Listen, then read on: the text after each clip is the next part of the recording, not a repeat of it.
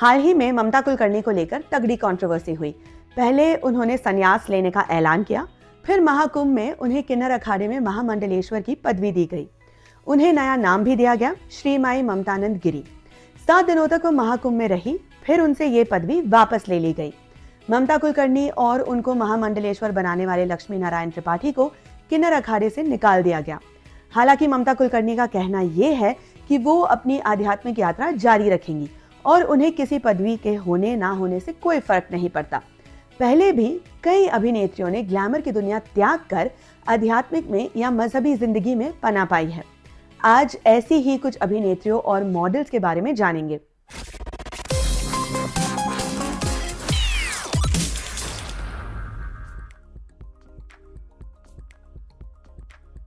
इस लिस्ट में पहला नाम है अनु अग्रवाल का। 1990 में आई आशिकी से 2 चेहरे बहुत पॉपुलर हुए, राहुल रॉय और अनु अग्रवाल। दुर्भाग्य से इन दोनों का ही करियर इनकी पहली फिल्म की सफलता से मैच न कर सका।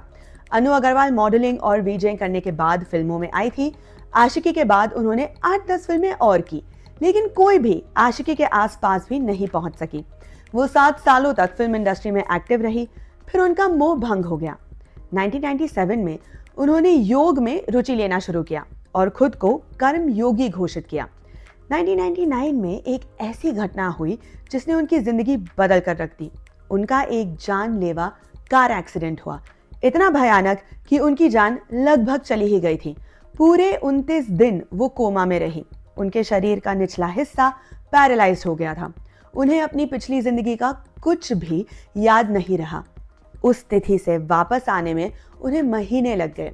आखिरकार 2001 में उन्होंने बकायदा संन्यास धारण किया। आजकल वो मुंबई में रहती है और योग सिखाती है।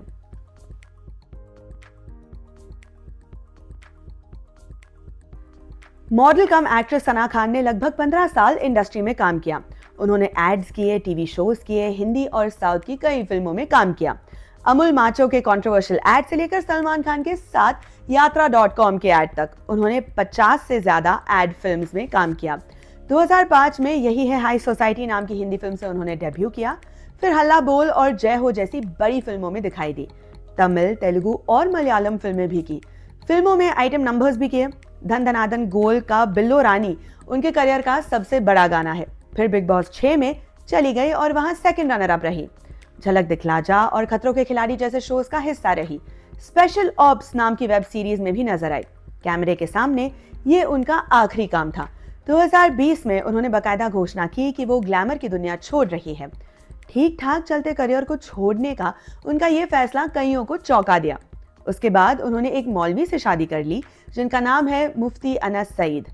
इन दोनों के 2 बच्चे हैं और सना आजकल मजहबी जिंदगी में व्यस्त है।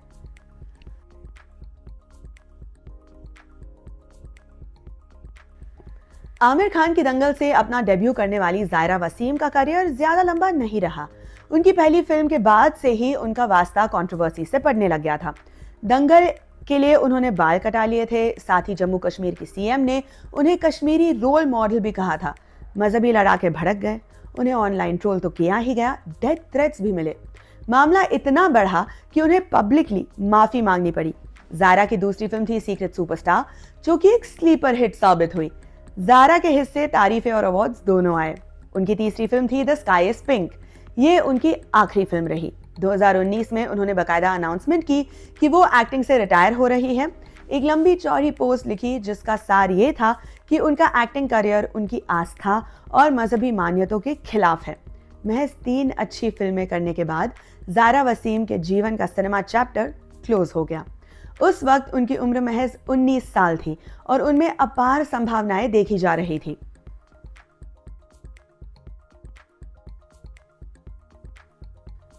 बरखा मदान ने बतौर मॉडल अपने करियर की शुरुआत की थी।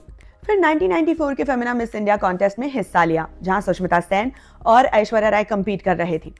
फिर अक्षय कुमार की फिल्म खिलाड़ियों का खिलाड़ी से डेब्यू किया। इसमें उन्होंने अक्षय कुमार के भाई बने इंदर कुमार की गर्लफ्रेंड जेन का रोल किया था। बरखा को पहचान और अप्रिसिएशन मिला राम गोपाल वर्मा की भूत से। इसमें उन्होंने एक तरह से टाइटल रोल ही किया था, क्योंकि इस फिल्म का भूत वो ही थी। आगे उन्होंने 3 और फिल्में की, समय, सोच लो और सुरखाब। फिल्मों के साथ साथ टीवी भी किया।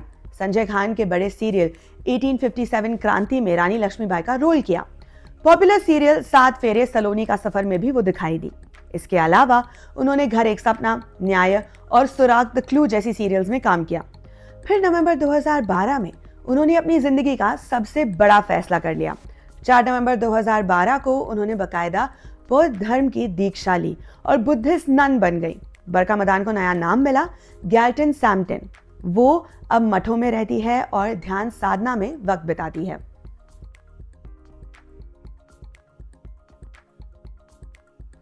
हमारी लिस्ट में अगले नंबर पर है सिंगर, एक्ट्रेस और टीवी पर्सनालिटी सोफिया हयात। सोफिया का जन्म इंग्लैंड में हुआ था, लेकिन उनके माता पिता इंडियन और पाकिस्तान ओरिजिन के थे।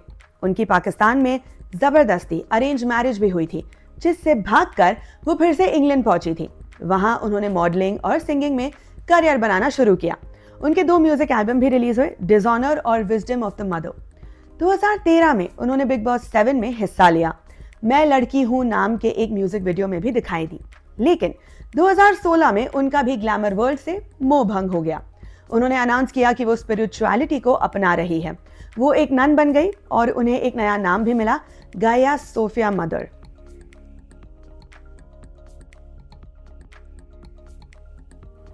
एक 157 टीवी शोज में काम करने के बाद इंडस्ट्री छोड़ देना कोई आसान काम नहीं होता, लेकिन एक्ट्रेस नूपुर अलंकार ने ऐसा ही किया।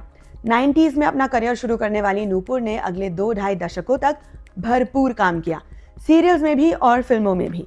वो कई सारे पॉपुलर टीवी शोज का हिस्सा बनी, जिनमें शक्तिमान, ये प्यार ना होगा कम, स्वरागिनी और कथा कहानी जैसे नाम शामिल है।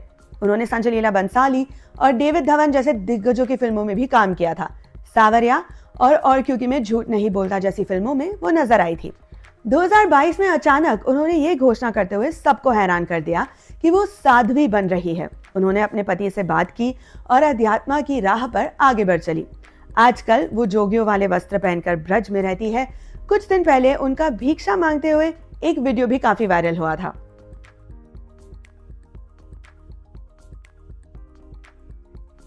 हमारी लिस्ट में अगला नाम है अनघा भोसले का।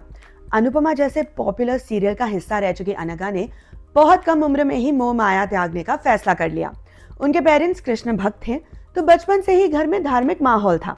लॉकडाउन के दौरान अनघा का मन उन्हें स्पिरिचुअलिटी की तरफ खींचने लगा था। साथ ही उन्हें यह भी लगता था कि सिनेमा इंडस्ट्री लोगों को मोह माया में फंसा कर रखती है। उनका कहना था कि शोबिज़ में हिपोक्रेसी ज्यादा है। 2022 में उन्होंने घोषणा की कि वो अनुपमा से ब्रेक ले रही है और अब अपनी स्पिरिचुअल जर्नी पर फोकस करेंगी। उस वक्त उनकी उम्र सिर्फ 23 साल थी। उन्होंने अपनी जिंदगी श्री कृष्ण को समर्पित कर दी है।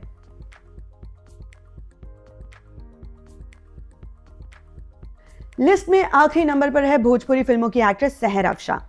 सहर भोजपुरी फिल्मों में काफी पॉपुलर थी। उन्होंने मेहंदी लगा के रखना, घातक, हम है राही प्यार के जैसी कई भोजपुरी फिल्मों में काम किया था।